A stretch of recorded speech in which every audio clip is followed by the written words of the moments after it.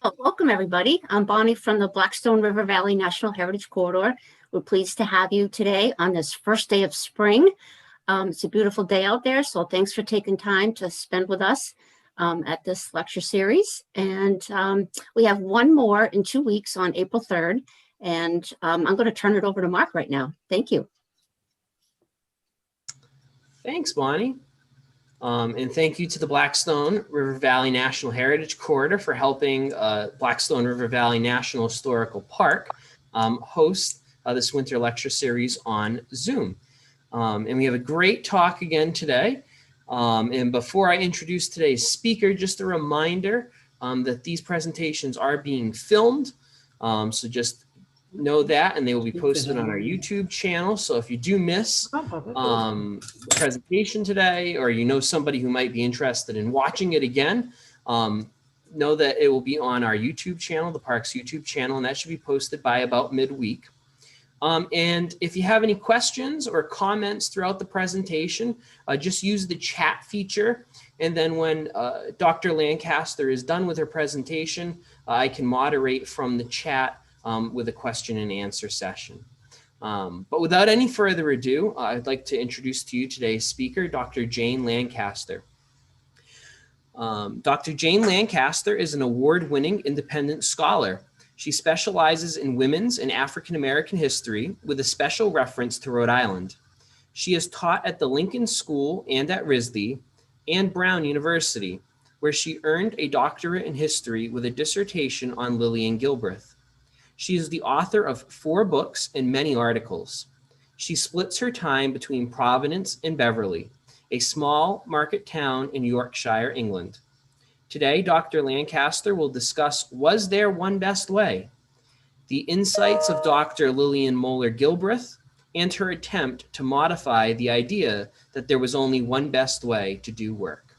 And so without any further ado, Dr. Lancaster, the virtual room is yours. Thank you very much, Mark. And thank you, Bonnie, as well, for organizing all this. And thank you for the very kind introduction. I was delighted 2 weeks ago to see Eve Stern giving one of these talks. We shared an office, actually, Eve and I, back in the day, when she was working on the Catholics in Rhode Island, and I was working on Lillian. So it was good to see her again. Talked about the sources she used. And so I'm just going to tell you a little bit where I got a huge amount of information. The bulk of the sources are at Purdue University, where Lillian was a professor for a while. There's 172 boxes of them there. Others are at Smith College, or at the Smithsonian in DC, or at the Rhode Island Historical Society, or the National Archives. So I was all over the place. I also read a lot of old engineering journals, titles like The Iron Age, which actually at that time anyway, they had at the Providence Public Library. And all this was done long before the internet was widely available. So I actually went to all those places and read documents on microfilm until I was dizzy. So there's a very good revolution with beneficial results, being able to read much of this stuff online now, or being able to talk to you on Zoom. And I'm going to talk about a topic that may not sound as revolutionary as some of the talks in this series, but or perhaps don't seem to fit with the idea of revolution in the air. But I'm going to suggest that there are many types of revolutions, and that all revolutions may have mixed results. And the revolution in question concerns how we work and who does the work. I'm going to be questioning whether there was ever one best way to do anything. Many people quite naturally resented the efforts of so-called experts to tell them how to do their work. These so-called experts were a group of people, most of them engineers, who developed methods of organizing work in order to increase efficiency in the late 19th century and in the early 20th century. Their methods became known as scientific management. I'm going to suggest that despite the opposition to scientific management in many labour quarters, important modifications to it made it more palatable, and that it had some good outcomes, and that the modifications to work practices introduced by the scientific management folk were not all negative. Now, the term scientific management was originated in 1910 by Louis Brandeis, who was later a Supreme Court justice, but he was a lawyer at the time. And he was preparing to argue that railroad companies shouldn't be allowed to raise their freight rates. They should just get more efficient and apply scientific management to the job. Before this, Frederick Winslow Taylor, and here he is on the left, had been practicing what he called shop management for more than 30 years, with very little opposition from the unions. He reorganized steel plants and other kinds of heavy industry in the 1880s and 1890s. And this is an image, I think, of a rolling mill, but I'm not totally sure what it is. And by observing and timing work using a stopwatch, so he watched people and timed how long they took to do things. He provided cash incentives for the hardest workers. In his view, the best way was the fastest. And by applying piecework, the laborers who could, for example, shift most steel in a day received the biggest paychecks. Efficiency was almost a religion, progressive era, around the turn of the last century. And Taylor had many disciples. And one of them was Frank Gilbreth here. And he's shown here with his wife, Lillian. And she was fairly young. This picture is probably in the 19-teens. It's Lillian Gilbreth who will be the main focus of my remarks today. They changed Taylorism in two ways. Frank emphasized, if I can say that, motion rather than time, so movement rather than simple time. And Lillian applied psychology by involving the worker in the reorganization of their work. The strange picture on the right was taken at the New England Butt Company, which was on Broad Street near Classical High School and is now condos, in Providence on May 1913. So, and if you look very carefully, you can see the date, and it shows, the photograph, sorry, shows the movements made when somebody was working a lathe. So that's what all those swirly white lights are. The worker had lights fixed to his fingers, and he was filmed using a very long, slow exposure film, using something Frank called, and this is an amazing word, a stereochronocyclograph, which was then analyzed frame by frame to see what movements might be eliminated. Before I return to Lillian Gilbreth's contribution to modifying the one best way, I have to explain a little bit about Lillian and how and why she was able to modify the idea of there being one best way. Here she is on a postage stamp in the 1980s, a decade after she died at the age of 93. And she'd been working almost up to the end. She was 90 when she stopped working. When I finished writing her biography, I decided that if I ever did another biography, it would be someone who died young. She is, however, now better known as the calm, long-suffering mother in Cheaper by the Dozen, which was written by two of her many children and published in 1948. Now, 1948 is significant here because that was a time when women were being encouraged to return to the home and look after their children. And I'm going to suggest that this did her a disservice. And here she is as a young woman. She grew up in Oakland, California, in a very wealthy family who didn't think she should want to go to college because that was for girls who had to earn a living and teachers, and people from her wealthy background didn't need that kind of thing. But she insisted, although she lived at home and commuted up Telegraph Avenue on the streetcar. She graduated from the University of California in 1900, where she was the first woman commencement speaker, first of many firsts in her life, I think. Her talk that she gave at the graduation was called In Search of the Strenuous Life. That the strenuous life was a phrase made very popular at the time by then Vice President Theodore Roosevelt, who would soon be president. And as you'll work out from what I'm going to tell you, she certainly did have a strenuous life. She bore 13 children, put all 11 survivors through college as a widow. But on the other piece of information on this slide suggests what she was up against as a woman in the early 20th century. Although she graduated at top of her class, she was told that the coveted Phi Beta Kappa key wouldn't go to her or another girl who'd done rather well because a male student would need it more.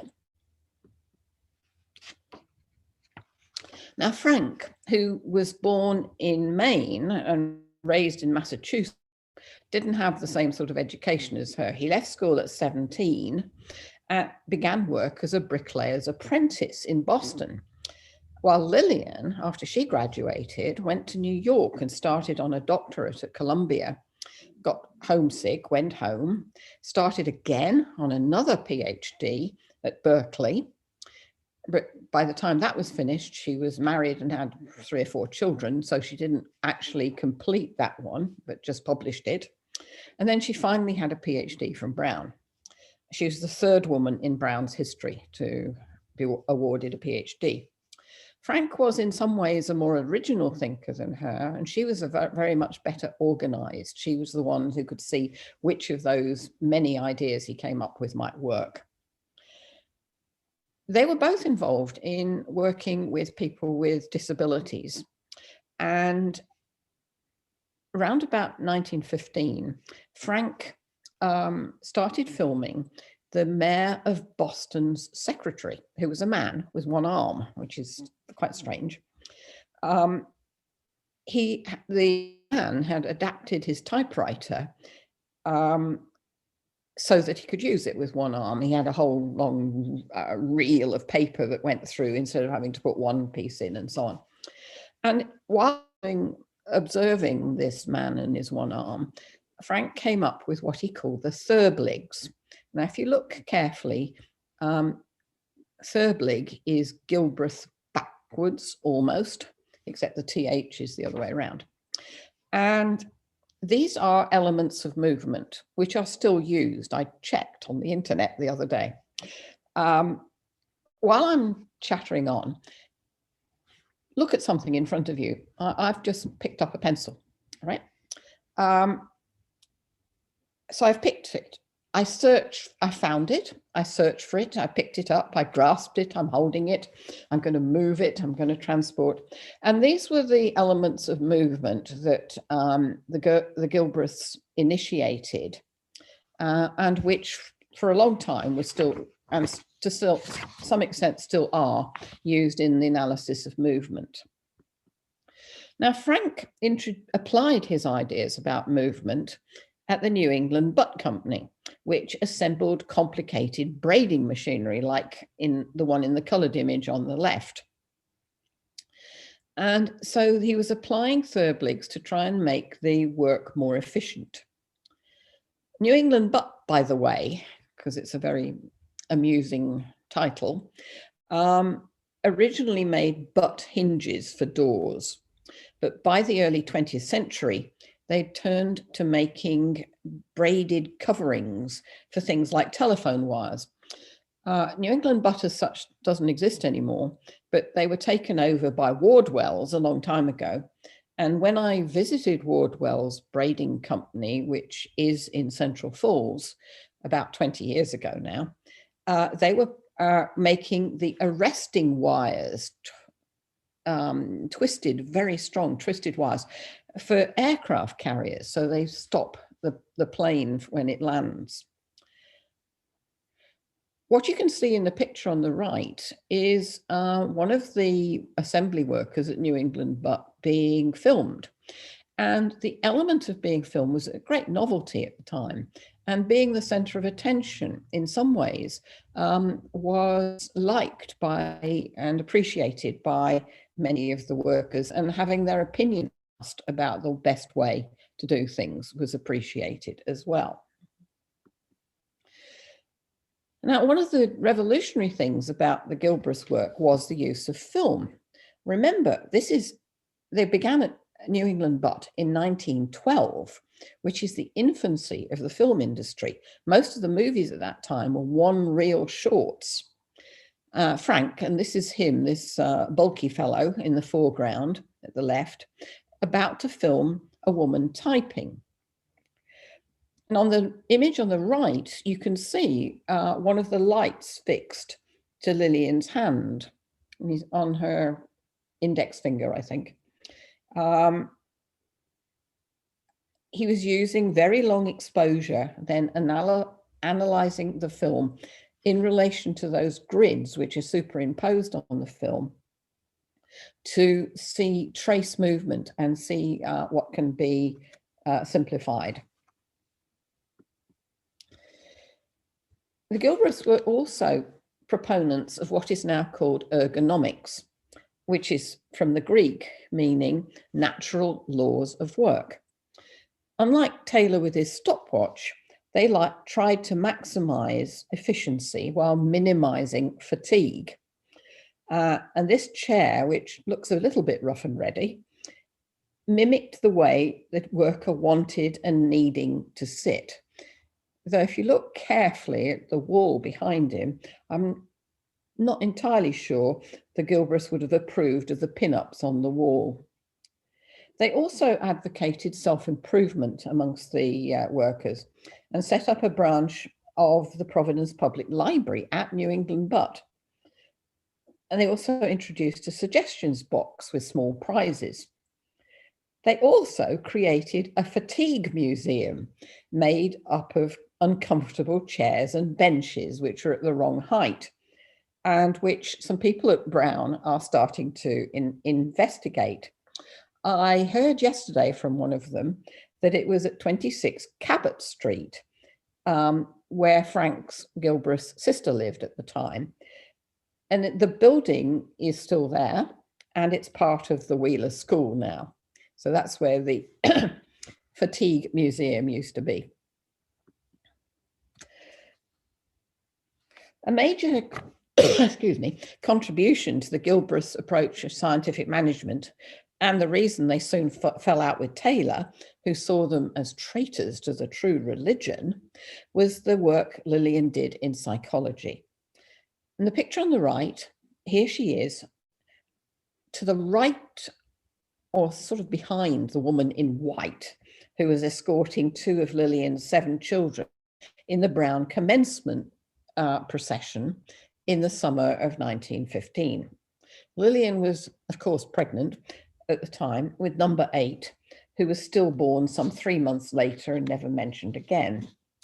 Her degree was in educational psychology, and though it focused on classroom teaching and management, it is easy to see how she adapted some of her insights into industrial management.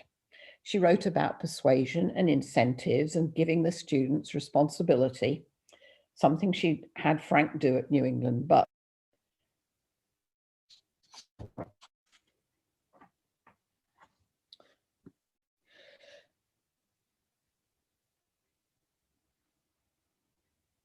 Having and then publicizing their, oh, sorry, I think I've just missed, that's the wrong picture. Sorry.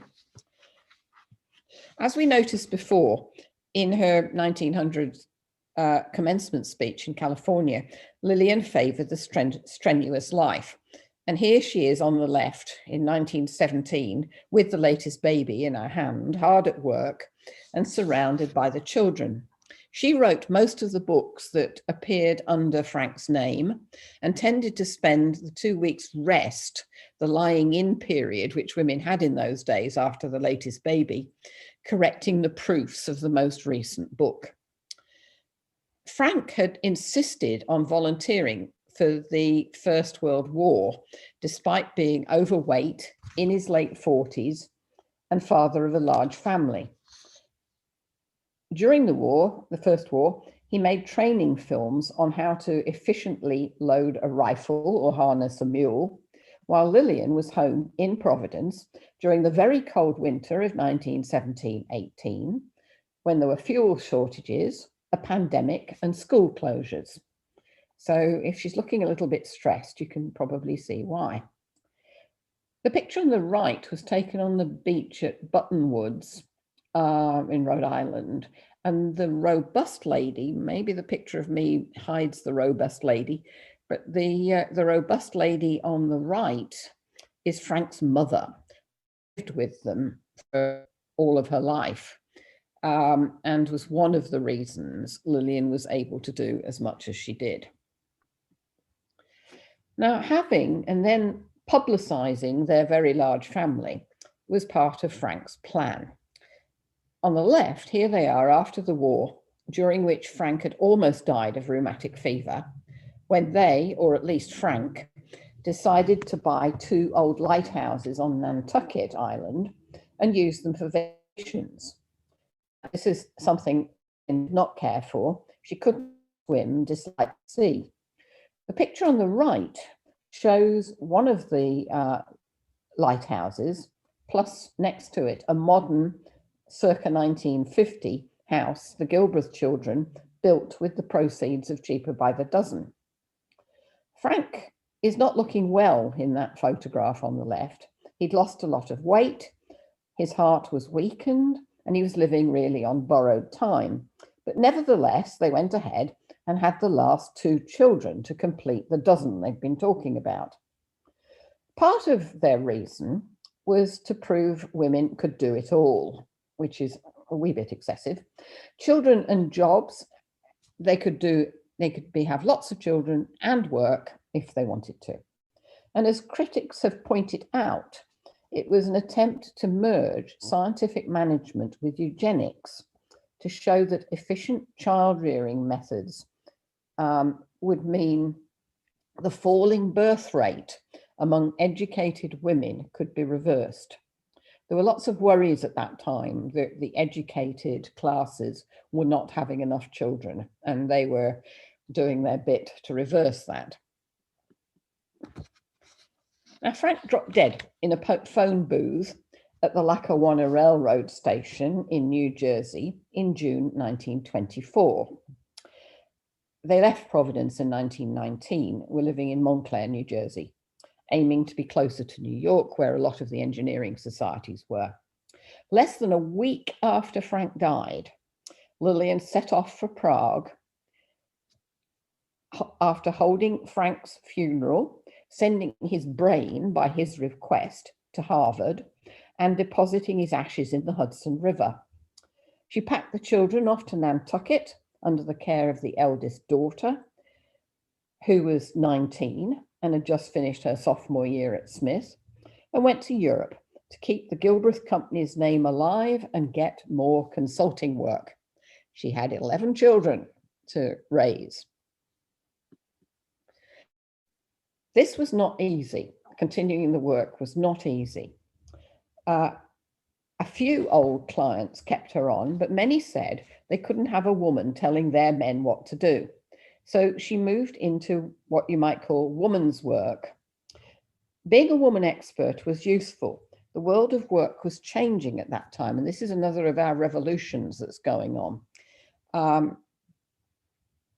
With the rise of what might be called consumer culture and the feminization of the workplace, which count, as I said, as 2 of the revolutions in the air that this lecture series is thinking about. On the right here are some of the areas she worked in during the next 46 years until she finally retired. Interestingly, many of the senior executives who hired her were women. We have to remember, of course, that revolutions sometimes stall. The movement of women into professional jobs was reversed for a while after the Second World War. She worked at Macy's, New York, designed kitchens, though she couldn't cook, worked at an early fast food place, at Katie Gibbs colleges, and tried secretarial colleges, and tried to professionalize housework. She worked with the Girl Scouts and in the Hoover administration, and on commissions for most presidents between the 1920s and 1960s. She taught fit classes at the Brooklyn Navy Yard and mentored young women engineers. I'm going to deal with each of these just in a little more detail. At Macy's in New York, where she consulted between 1925 and 1928, usually in the summer, so she had an excuse not to go to Nantucket, she applied what she knew about psychology and economics to women workers, insisting she had at New England, but that her new techniques should be applied to management as well as to workers. She improved working conditions in the tube rooms where change was made. Now, some of you might be old enough to remember the days when your money was whisked away in a pneumatic tube and your change magically reappeared a minute or two later. It seems the tube rooms were very noisy and that the edge of the tube where you replaced the cylinder was very narrow. So she did what would appear rather obvious: insulate the tubes, widen the entries, and lo and behold, the workers got fewer headaches, felt less tired, productivity was up, and training periods were down. She also spent several days on the shop floor and realized how tiring it was. And the degree of tiredness was subjective, depending somewhat on home circumstances. It's very interesting during this time of COVID and Amazon Prime to read what she said about department stores. And I'm quoting now. She said, "The customer does not come to a store to get goods alone. If she did, she would order her goods by telephone and never go near the store. She comes to get sociability, maybe to feel important, and should be met by a salesperson's able to make her feel like a guest." You don't get that online. Although Lillian was not very domestic, as I mentioned, she sewed a little, but almost never cooked.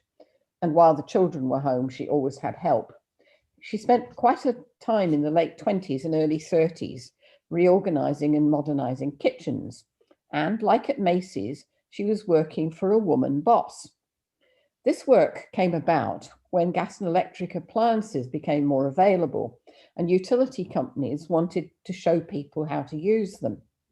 The image on the left shows an early refrigerator, which had the compressor on the top. If you can see, it's like a drum on the top of the fridge. It's a General Electric model that someone is currently trying to sell on eBay for $600. They cost $520 new in 1927. It's a literal successor to the icebox, and we can also see the stove on the right with a cupboard between them. I had a stove very similar to that. We found it in the basement of the house we used to live in, and it was too big to get up the stairs, so it's probably still there. The image on the right shows the kitchen practical that she designed for the Brooklyn Gas Company and has a much bigger fridge.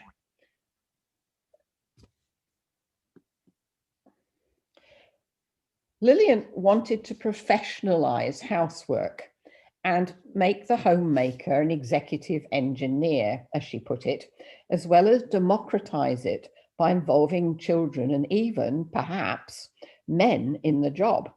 As this image, rather fuzzy, but it's the best I could do, this image from the Brooklyn Gas Company shows. The image of the kitchen practical shows a man in an apron, and that is pretty revolutionary for 1929. This slide shows the origins of the triangular work pattern, which almost all kitchen designers use today, with on the right really is the triangular one, with the sink, the stove and the refrigerator making a triangle, although it's a bit more like a kite than a triangle. She also introduced a table on wheels. You can see it there, that's the table on wheels. So items could be moved from stove to table efficiently. And there's a planning desk, bottom left, down here. This kitchen design could be one of Lillian Gilbreth's most lasting contributions to the elimination of fatigue, as the dark lines in the diagram on the left show how many steps had to be taken in the case that she investigated to make a strawberry shortcake. And you can see on the right, there are many fewer steps involved in the famous strawberry shortcake because everything has been reorganized. She's also credited with suggesting putting shelves in refrigerator doors and the pedal bin, both of them contributing to some sort of ease in the kitchen. Lillian and Frank had worked on what they called the crippled soldiers after World War I. This is not a very PC phrase, but that's what they called it at the time. Finding ways to fit the work to the person's disability. In the 1940s and 50s, Lillian spent a lot of time continuing this work with the so-called handicapped homemaker, still not very PC. The main project was carried out at the University of Connecticut at Storrs. And these handicapped homemakers included polio survivors, because there was a polio epidemic in the early 50s, and women injured in automobile accidents. In this image, she demonstrates the reach of a woman standing and another in a wheelchair, so kitchens could be planned to suit the woman. They made a film of this, and it's fairly horrible to watch, well, upsetting to watch, like a woman with one arm bathing a baby and a woman who couldn't walk sort of getting herself on her bottom to go and have a swim in a lake.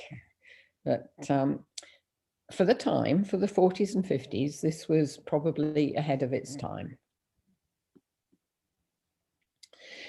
Also in the late 20s, she had a contract with the Green Line Sandwich in New York. She showed them how to organize their space to speed up the making of sandwiches. The same sort of idea she and Frank had had at the New England Butt Company, where they placed all the necessary components in a logical manner, so the worker could always find what they needed. She also experimented at the sandwich place with the kind of music that was playing, and asked the sandwich maker which she preferred of several that were played for them. And the answer was, "You can't give me anything but love, baby."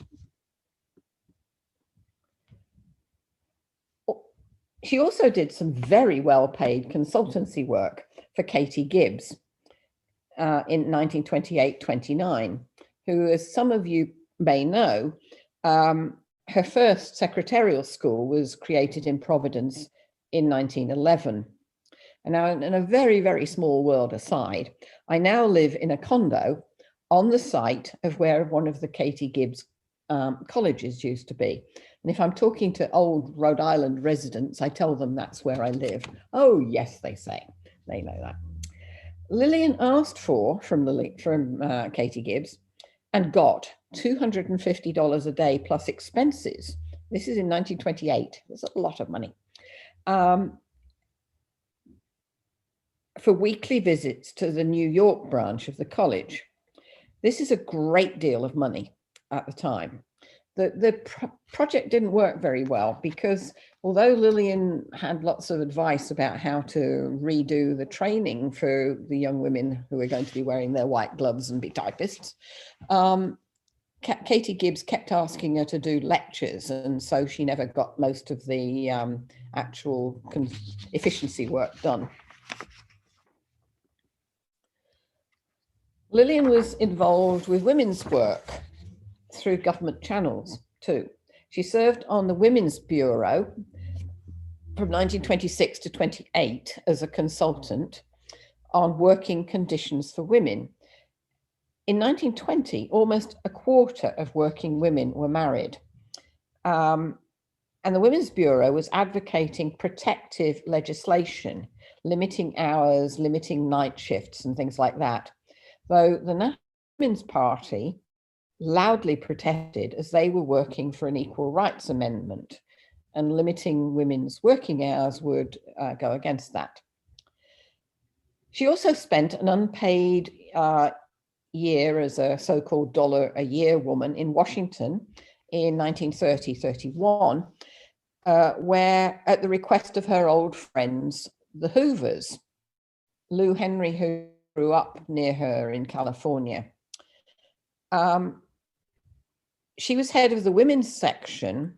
Lillian was head of the women's section of the President's Emergency Committee for Employment for a year. She focused on women's groups and invited them into partnership with the government. She mobilized them to generate both data about local needs and to generate actual jobs. This is obviously much less effective than the New Deal, but one praiseworthy element of her time there was her refusal to discriminate between men and married women. Many people were urging the latter to give up their jobs and go home, or that government should make them go home and leave the work to the men. But her agency said it was neither financially sound nor socially desirable. One of my favorite Lillian ideas was the Gilbreth Management Desk. Actually, one of the people who's on this call is a friend of mine who, when she reorganized her kitchen, had Gilbreth's management desk in mind. This one was exhibited at the Chicago World's Fair in 1934, and it itself now sits in the Smithsonian Museum of American History.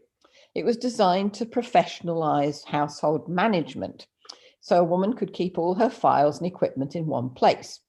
As you can see from the top, there's a clock, space for a radio, reference books, a little safe, a phone, a typewriter, various filing drawers. Most of this we can do on our phones now, but remember, this was 1934. During the Second World War, when she was in her mid-60s, she worked at the Brooklyn Navy Yard.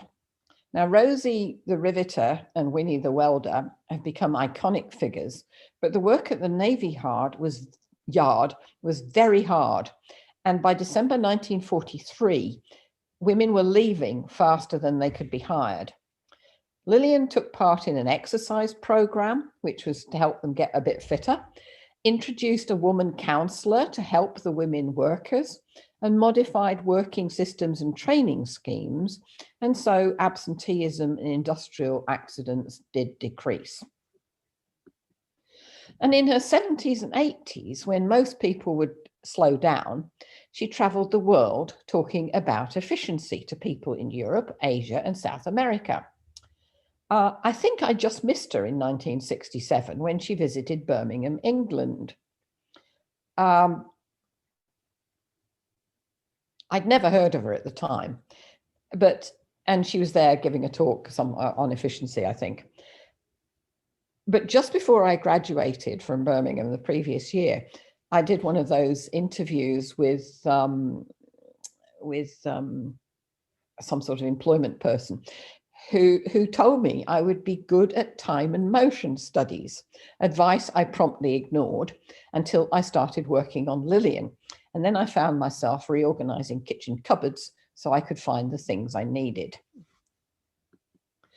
In her old age, she continued to be active in professional engineering societies, acting as a mentor to generations of young women in the Society of Women Engineers. And way back in the 20s, she became only the second female member of the American Society of Mechanical Engineers. Here she is in this picture, the second from the right, in one of the rather silly hats she often wore. But she also was rather deaf, and by the time she was old, and tended to switch her hearing aid off in boring meetings. and then switch it on again when she felt they'd said enough, and she would contribute something useful, and that would be it.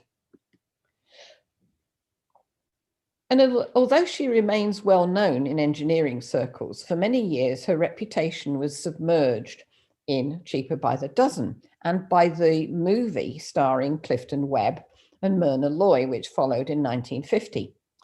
I think some of you may have read Cheaper by the Dozen in middle school, but I don't think they do anymore. And that is why, when I wrote a biography of Lillian, I decided to subtitle it A Life Beyond Cheaper by the Dozen, so the main title was Making Time, which is perhaps what people like her allowed us to do. Thank you.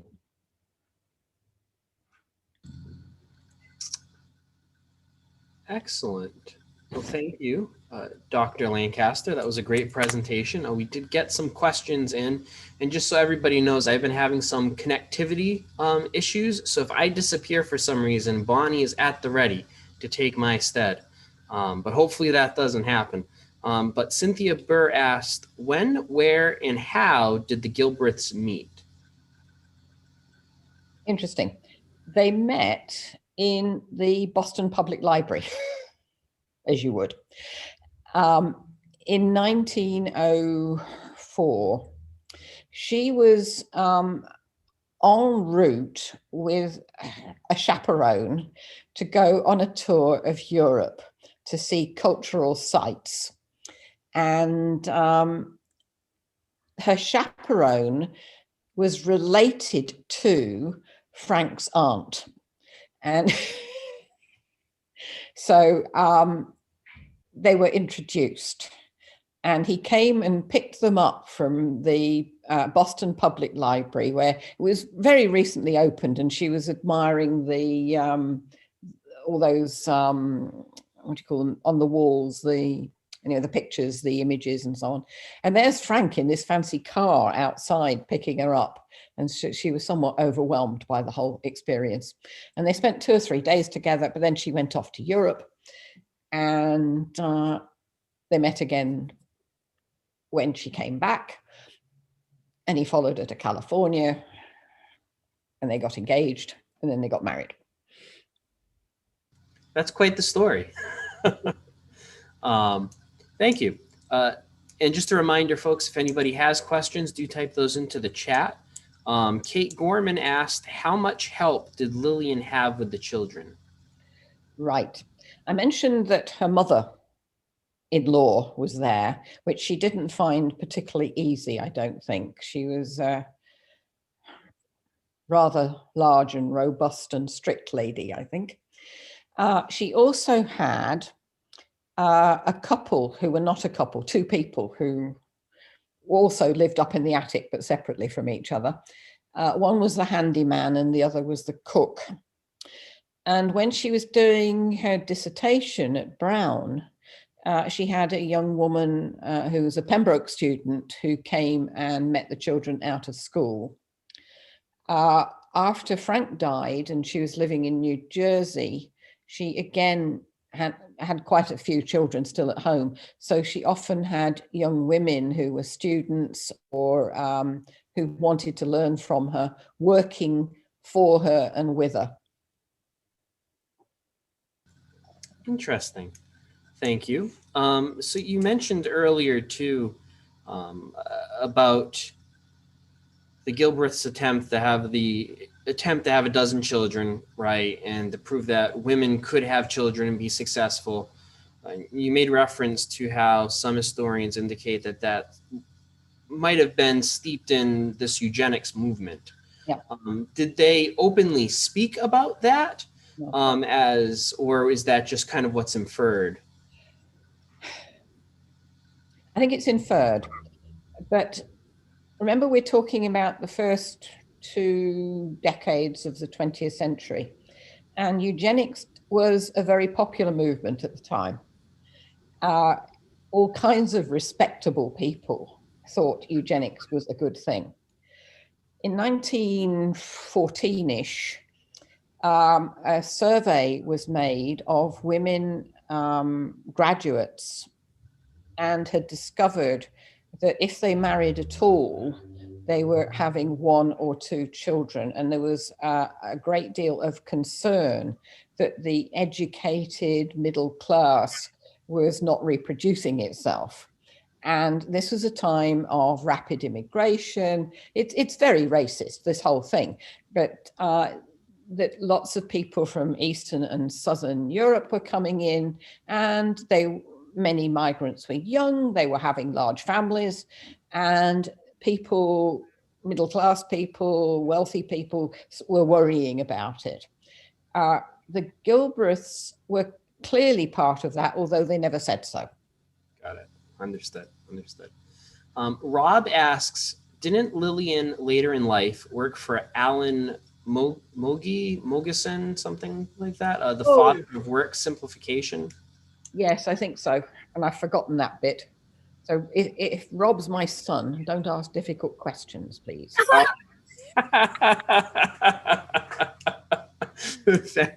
Fair enough. Yes, she did. She also worked with, what's his name? The one who organized industry in Japan, Denning. And she was in Japan in the 1920s. So her relationship with Japanese industry went way, way back. And she was given the Order of the Chrysanthemum Second Class or something like that for her work in Japan, whatever that means. So yes, she did work with a lot of people, male engineers younger than herself, who were influential in generations after Frank had died. Kate Gorman asks, did her daughters join the workforce as a feminist also? No, only one of them. It's very interesting. Ernestine, who co-wrote Cheaper by the Dozen, was the only one who worked very long. She became a buyer, and which in those days, that was a pretty good professional job.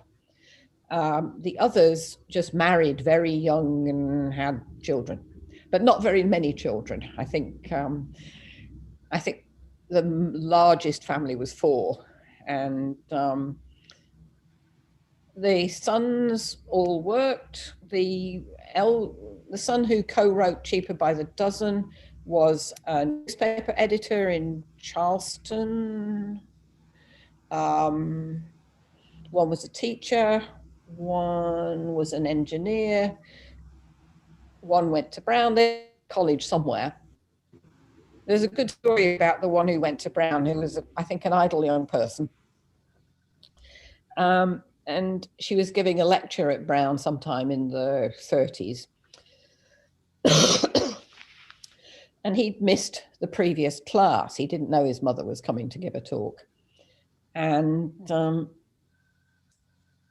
there was a test on it in the subsequent class. And so he said to his friend, you know, what did the speaker have to say? And they said, well, it was your mother. Oh, so he knew exactly what she'd have had to say, so he could pass that test. That is a nice story. Good story. Another question, I was going to ask if there were any more questions, and another question just popped up again. It's Rob again. Wasn't she also a mentor to Ben Graham, founder of Paperwork Simplification? I don't know that. I've not heard that. And if that's my son again, there'll be words with him. Maybe it's not my son, I don't know. Isn't that what sons are for, though? Right? I don't think I told him about this talk, so it's probably not my son, it's probably some other person. So,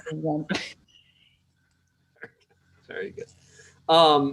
If there are any other questions, feel free to type those in the chat. I'll keep my eye on that as I kind of make some concluding remarks here, but this was a fascinating talk. So thank you very much, Dr. Lancaster. Certainly to your book's title, much more than just Cheaper by the Dozen, right? And I think important to remember her story and the contributions that she made, certainly. So thank you very much for joining us today. And thank you all for joining us from all across the world today. We have our friends over in England joining us from across the pond. Must be getting late there. But thank you for tuning in regardless. And feel free to join us for our last. It's kind of difficult to believe that we have reached our last presentation in this series. It seems like it was just yesterday when we were doing our first presentation back in January. So I want to thank all of you for making this series such a great success and invite you to join us for our last presentation on April 3rd, 2 Saturdays from today at the same time at 2 p.m., where the park's AmeriCorps Vista, Allison Mayette, is going to give a presentation that she has very aptly titled Cotton Riverlution. Wow, I had difficulty getting that out. Cotton Riverlution, the rise and the fall of the Blackstone River Valley as an industrial center. So we hope that you will all join us for that final presentation. Thank you again. Enjoy the first day of spring, or at least what's left of it. And we'll see you all in 2 weeks. Have a good day, everybody. Thank you, everybody.